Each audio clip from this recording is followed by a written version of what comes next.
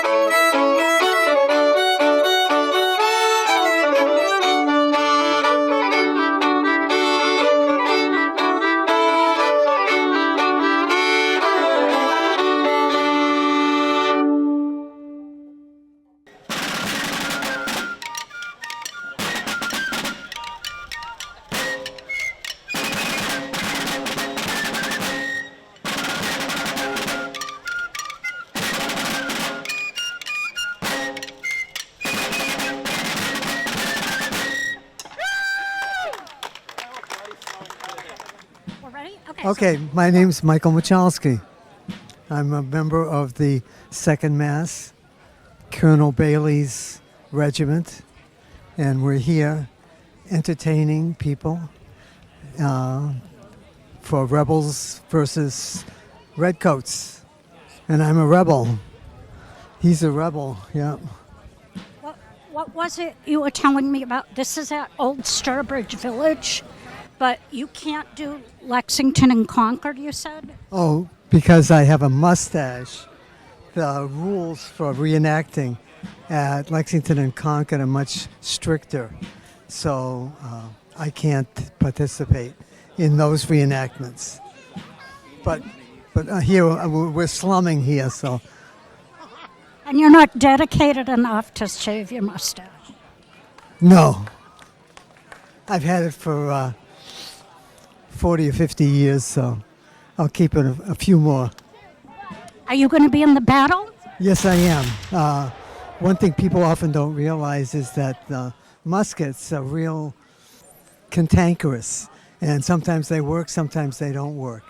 So if I can get off 5 or 6 good shots at the British Redcoats, that'll be good.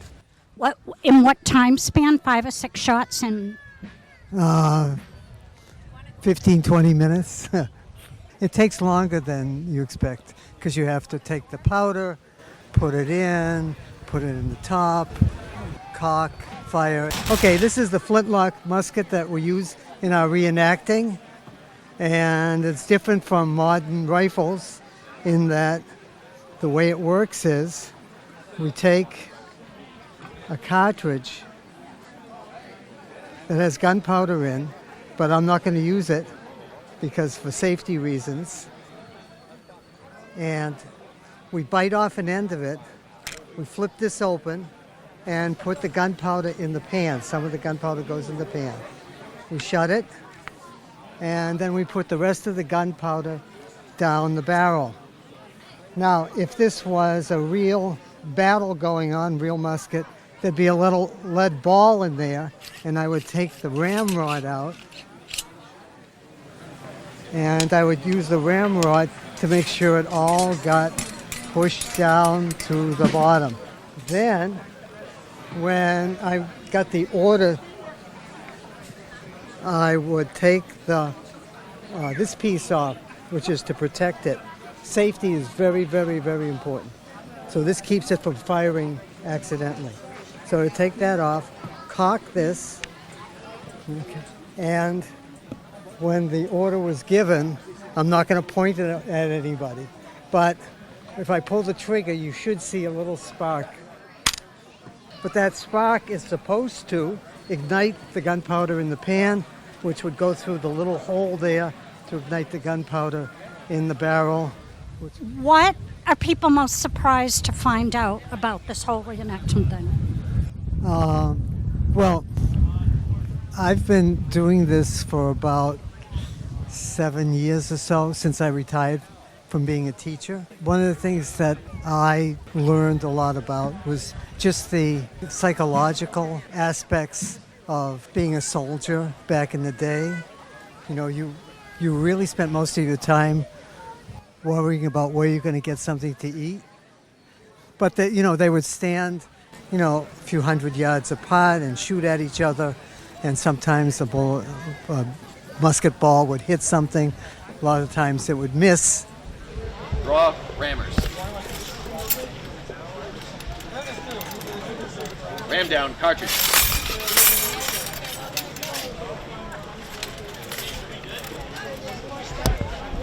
Turn rammers. Shoulder your firelocks. Nice. And then through safety inspections, after you return your rammer, it's return rammer, boom, boom, and then shoulder your firelocks, boom, boom. So same as we just did. What is the question you're just tired of hearing, and what's your smart aleck response? Well, usually we get people who come up to us and say, in wearing all that heavy wool uniform, aren't you guys very hot? And we usually say, that's what the women all say.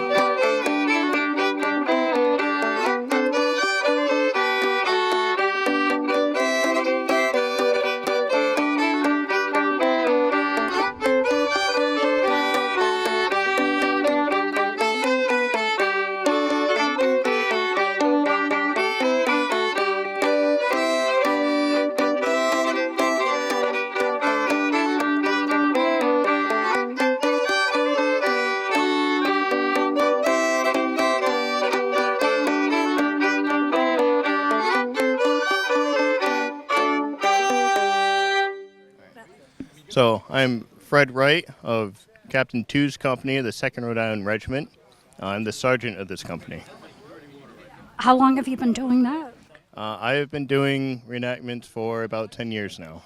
What do you wish people knew about what you're reenacting that they seem to miss? Is there anything you can think of? So I think it's really important to know the history because it really helps you appreciate where things are at these days, how and why things came to be. With the regiments of Rhode Island during the Revolutionary War, it was very inclusive to start. The 1st Rhode Island Regiment was composed of those of color, blacks, Hispanics, Native Americans, and it was the 2nd Rhode Island Regiment that was composed more of whites. I Yeah. never knew that. Yep. Wow. And most of the major battles all down the seaboard, starting up in New England, going down through the central states, down into the Carolinas. The Rhode Island regiments were at most of the major battles there, including the decisive ones like at Yorktown. So what I'm wearing at the moment is considered my small clothes. This is what one would wear inside their house, not necessarily out in public. In public, you'd always have some kind of overcoat on. The Rhode Island Regiment uniforms have a frock coat, also known as a hunting shirt, open split, very loose fitting, linen, It's got a drooping cape down the back. This is common when one was hunting out through the woods. We're a light infantry company, so we are often flanking the opponents, going through the woods. So it's just an extra protective coat as opposed to the nicer uniforms. It was also much cheaper just to get linen as opposed to colored wool. So that's why Rhode Island outfitted their companies with frock coats. What other events have you done? Lexington and Concord or anything? Yes, we have. Yep. So we were at the Lexington and Concord event early this year and the past few years as well. We've also done Battle of Hubbardton. We've been to Fort Ticonderoga multiple times. Fort Number 4 up in New Hampshire. What's your favorite part of doing this, and what's your least favorite part of doing this? So my favorite part is definitely the community and all the friends here. It's, you're camping with your friends, shooting guns, laughing, joking, having a fun time, eating some good food, and just appreciating the history on top of that. It's living history. It's a learning experience, understanding why things are the way they are, reading historical journals and understanding why certain things, that they complained, oh, I don't have salt. You don't think that's a big deal until your meal is just, a chunk of meat sitting in some hot water, and that's it. Some salt would definitely help. So it's just really appreciating the history and the camaraderie and having a good time with everybody. So the least favorite part is a lot of chores and stuff that comes with it, even outside the events, just maintaining equipment. The metal on the muskets rusts quickly. When you fire it off, the black powder is very dirty, and you have to clean all of that out, and it takes a while, and it's a messy job. But I think it's worth it.